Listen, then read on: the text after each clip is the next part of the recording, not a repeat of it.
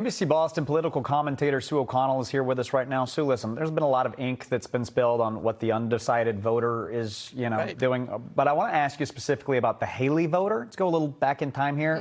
Nikki Haley dropping out of the primary late, so her name's still going to be on a handful of ballots out there.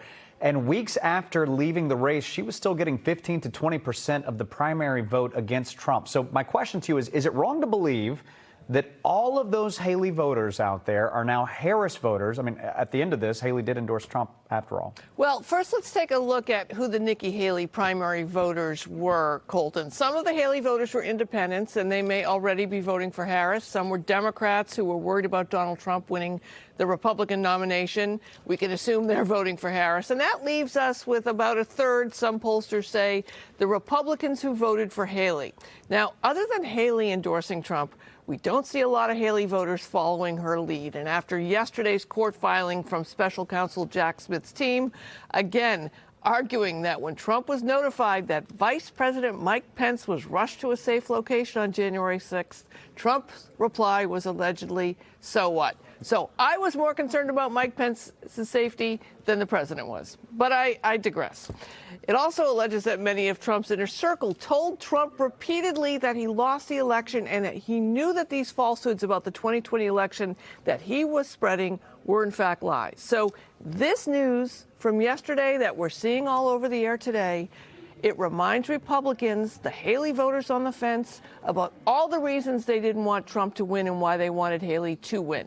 And if they see an ad from the Haley voters for Harris, who launched a campaign in key swing states last week, it may be enough to make them vote for Harris. It's interesting. I mean, listen, Nikki Haley ran against Trump, but I don't think that there's another woman in the Republican Party who has done more to ensure that he doesn't get reelected than Liz Cheney has tried to do. Today, Cheney was out campaigning with Kamala Harris in Wisconsin. Number one, what do you make of that? And number two, does she help bring in more people? You mean, what do I make of the Democratic nominee for president campaigning in the birthplace of the Republican Party in a very red district with the member of a historic Republican Party who was a former Republican lawmaker and leader? I think I would use the word unprecedented again and again and again, right? Look, there is very little that Liz Cheney and Kamala Harris have in common when it comes to policies and ideas about this country. But they do share the belief that another presidential term by Donald Trump would be a disaster for America, and they believe in democracy.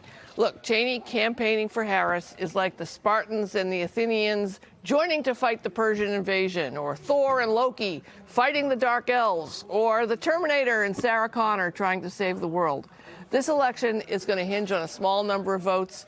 The Cheney endorsement does not hurt Harris, and it gives conservatives permission to vote for Harris or permission to skip voting in the presidential line and just go right down the ballot to other boxes. Let's zero in on the Harris camp for just a second here, because, again, objectively, I think a lot of people feel like the Harris campaign might have lost a little bit of momentum. They came out swinging. They came out well, right? But it feels like we're seeing fewer rallies right now. Governor Walz the other night, he was solid, again, objectively, but he was quite nervous.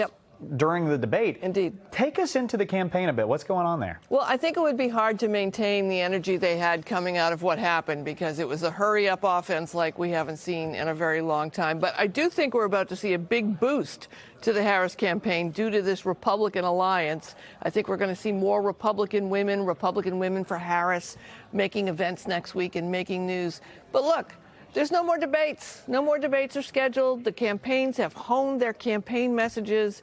So now it's about the very hard and boring work of reaching every swing state voter and getting them to vote for your side. The same is true on the Trump side. So, look, it's also no longer just Election Day. It's election season, and voting has already begun, either by mail or by voting in person, in 30 states in the United States of America. So the buildup is over, and the horses are out of the gate and on the track, Colton. All right, Sue, as always, thank you. And, of course, don't forget, everyone at home, that we recap all the biggest political headlines every Sunday on At Issue.